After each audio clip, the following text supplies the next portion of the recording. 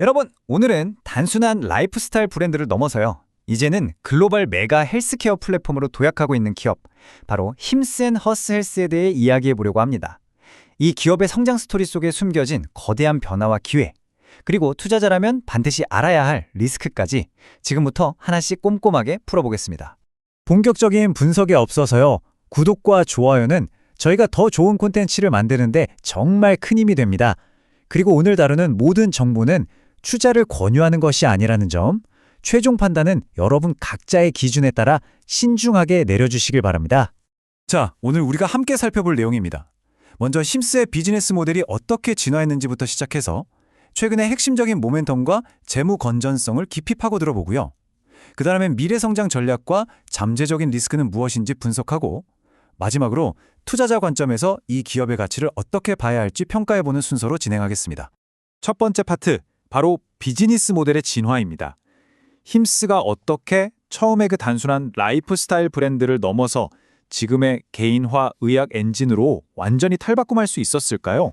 힘스의 핵심 경쟁력, 그러니까 경제적 해자는 바로 이 수직적 통합에 있습니다. 이게 무슨 말이냐면요. 다른 플랫폼들은 보통 의사와 환자를 그냥 연결만 해주는, 뭐랄까, 단순한 다리 역할만 하잖아요. 근데 힘스는 그게 아니에요. 진료 기록부터 AI를 통한 분석, 그리고 자체 약국을 통한 조제까지 이 모든 과정을 직접 다 컨트롤하는 거대한 성체를 지은 셈이죠. 바로 이것 때문에 거대 기업들의 공세 속에서도 시장을 굳건히 지켜낼 수 있는 강력한 방어벽이 생긴 겁니다. 그리고 이 수직적 통합이 만들어낸 정말 무서운 무기가 있습니다. 바로 급진적 경제성이라는 건데요. 힘스는 거대 제약사의 비싼 브랜드 약을 그대로 파는 게 아니고요. 제네릭 성분을 직접 배합해서 월 100달러 미만이라는 거의 시장의 룰을 파괴하는 수준의 가격을 제시합니다. 이건 가치사슬 전체를 손에 쥐었기 때문에 가능한 거고요.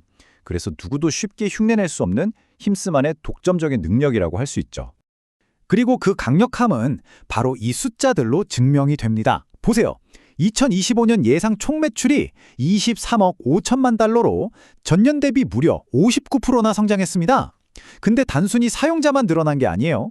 활성 구독자 수는 13% 증가했는데 구독자 한 명에게서 얻는 월 평균 매출, 즉 ARPU 역시 11%나 상승해서 83달러를 기록했죠.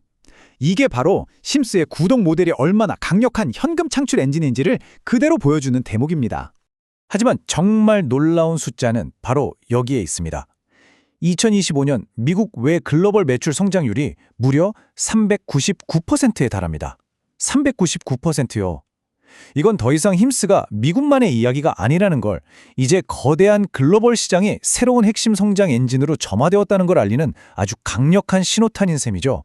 자, 두 번째 파트입니다. 최근의 핵심 모멘텀인데요. 힘스의 궤도를 근본적으로 바꿔놓은 파트너십과 규제 환경의 변화, 이 부분을 한번 살펴보겠습니다. 2026년 초였죠. 힘스는 말 그대로 거대한 폭풍의 한가운데에 섰습니다. 2월 5일에 파격적인 가격의 복제 비만 치료제로 시장을 완전히 뒤흔들었는데요. 근데 단 4일 만에 원 개발사인 노보 노디스크로부터 특허 침해 소송이라는 직격탄을 맞게 됩니다. 여기에 FDA 압박까지 더해지면서 정말 절체절명의 위기 속에서 제품을 철수해야 했죠. 그런데 여기서 정말 누구도 예상치 못한 반전이 일어납니다.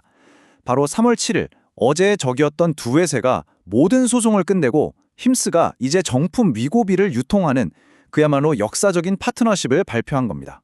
당시 FDA 국장의 이 발언을 보면 힘스가 직면했던 규제 압박이 얼마나 거셌는지를 알 수 있습니다. 복제약을 대량으로 마케팅해서 FDA의 승인 절차를 우회하는 행위를 더는 용납할 수 없는 새로운 시대가 도래했다. 정말 살얼음판 같은 규제 환경이었던 거죠. 이런 상황 속에서 힘스는 정면 충돌 대신에 노보 노디스크와의 파트너십이라는 아주 절묘한 우회로를 찾아내서 위기를 기회로 바꿔낸 겁니다. 세 번째, 재무 건전성 분석입니다. 이제 숫자를 통해서 힘스의 이 폭발적인 성장과 수익성 개선, 그리고 부채 구조 사이의 균형점을 자세히 한번 들여다보겠습니다. 수익성 개선세는 정말 놀랍습니다. 회사의 실질적인 현금 창출 능력을 보여주는 조정 EBITDA가 2025년에 3억 1,800만 달러를 기록하면서 전년 대비 무려 80%나 급증했거든요. 이건 뭘 의미하냐면 마케팅이 아주 효율적으로 작동하고 있다는 거고 규모의 정제 효과가 본격적으로 나타나고 있다는 명백한 증거라고 볼 수 있습니다. 하지만 물론 긍정적인 지표만 있는 건 아닙니다. 한때 거의 소프트웨어 기업 수준이었던 매출 총이익률이 79%에서 74%로 하락한 점은 우리가 꼭 주목해야 하는데요. 여기에는 크게 세 가지 원인이 있습니다. 첫째, 초기 투자 비용이 많이 드는 해외 시장 확장. 둘째, 비싼 콜드체인 물류가 꼭 필요한 비만 치료제의 비중이 늘어난 것. 그리고 마지막으로 자바 같은 기업을 인수한 후에 들어가는 통합 비용 때문입니다. 2025년 말 기준으로 부채 비율이 298.3%로 나옵니다. 이 숫자만 딱 보면 재무 안정성에 문제가 있는 거 아닌가 하고 의문이 생길 수 있는데요. 하지만 그 내용을 자세히 들여다보면 그림이 좀 달라집니다. 총 부채의 60% 이상이 전환사채입니다. 이건 나중에 주식으로 전환될 수 있는 채권이라서요. 보통 힘스처럼 고성장하는 기업들이 미래 투자를 위해 자금을 조달할 때 흔히 사용하는 방식이거든요. 그러니까 당장 현금으로 갚아야 한다는 압박이 큰 그런 부채는 아니라고 평가할 수 있는 거죠. 여기서 한 가지 아주 핵심적인 질문이 생깁니다. 2025년에 회사가 마음대로 쓸 수 있는 돈인 잉여 현금 흐름이 왜 1억 9,800만 달러에서 5,700만 달러로 이렇게나 뚝 떨어졌을까요? 혹시 사업에 무슨 문제가 생긴 걸까요? 정답은 바로 이 숫자 2억 4천만 달러에 있습니다. 힘스는 2025년 한 해에만 미래 성장을 위한 인프라를 구축하고 AI를 개발하고 또 뛰어난 인재를 영입하는데 이 막대한 자금을 쏟아부은 겁니다. 다시 말해서 현금 흐름의 감소는 위기가 아니라 더 큰 도약을 위한 아주 의도된 대규모 투자의 결과였던 거죠. 네 번째 파트입니다. 미래 성장과 확장 전략. 자, 그렇다면 힘스는 이제 어디를 향해 나아가고 있을까요? 힘스가 그리는 장기적인 비전은요, 단순히 질병을 치료하는 걸 넘어서는 겁니다. 한 명의 고객이 평생에 걸쳐서 회사에 기여하는 가치, 즉 평생 가치, LTV를 극대화하는 거죠. 랩스 서비스를 통한 조기 진단이나 갈레리 암 조기 선별 검사처럼 예방이나 진단의학 쪽으로 영역을 확장해서요. 이제는 아플 때만 찾는 플랫폼이 아니라 평생 건강을 관리하기 위해 머무는 플랫폼. 이게 바로 힘스의 최종 목표입니다. 자, 이제 다섯 번째입니다. 내재된 리스크 요인인데요. 힘스의 이 멋진 성장 스토리를 위협할 수 있는 경쟁, 규제, 그리고 통합이라는 세 가지 큰 산을 한번 짚어보겠습니다. 경쟁 환경은 그야말로 전쟁터입니다. 전국적인 오프라인 매장을 기반으로 구독 모델을 파괴하려는 약국 공룡 월그린스, 압도적인 물류망을 무기로 가격과 속도를 내세우는 아마존 클리닉, 또 강력한 셀럽 마케팅으로 젊은 층을 공략하는 경쟁사 로오도 있고요. 심지어는 제약사가 직접 소비자를 만나서 유통 단계를 아예 없애버리는 릴리 다이렉트까지 정말 사방이 각기 다른 무기를 든 강력한 경쟁자들로 둘러싸여 있는 상황입니다. 드디어 마지막 여섯 번째 파트네요. 투자자 관점에서의 가치 평가입니다. 과연 지금 힘스의 주가는 이 엄청난 성장을 합리적인 가격에 담고 있는 매력적인 기회일까요?